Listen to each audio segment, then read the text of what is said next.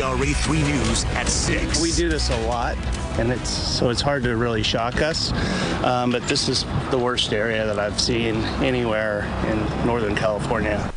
In some places it is bad. Trash, debris, medication, all floating on the American River. A lot of the trash and hazardous waste just floating in the rivers coming from the flooded homeless camps. As Maricela De La Cruz tells us, now teams are trying to figure out how to clean it all up.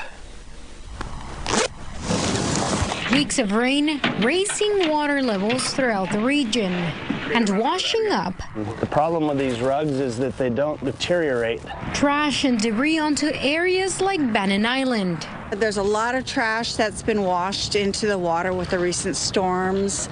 We want to get a sense of, where the conditions and, pick up a little bit as we go along. Today, the River City Waterway Alliance took the morning to assess and document for their future cleanup. There's the needle. Since mid-January, the team has collected over 200 pounds of trash and debris from the American River. We do this a lot, and it's hard to really shock us, but this is the worst area that I've seen anywhere in Northern California.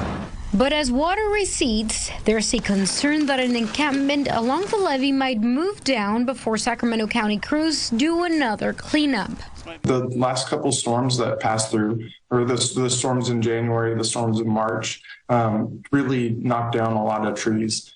So we've got to get in there and assess everything. We've got to get in there and clean everything up. This is the same encampment that Sacramento County officials asked people to move out of nearly a month ago, and which for the time being will be allowed to stay at. Regional parks will address encampments along the levee if they impact infrastructure or the levee itself, or start encroaching on the bike trail. But other than that, regional parks is not out there clearing encampments at this time. A few weeks ago, Regional Parks maintenance crews cleared 109 tons of trash from Bannon Island, breaking a record for the most amount of trash collected in a day. And Bannon Island will remain closed until those water levels recede and until Sacramento County officials determine it's safe and clean enough for people to be out in the area. In Sacramento, Maricela De La Cruz, KCRA 3 News. Now, while Bannon Island is closed for maintenance, the levee just feet away is not part of that. People are still allowed to be there as long as they're not obstructing the work.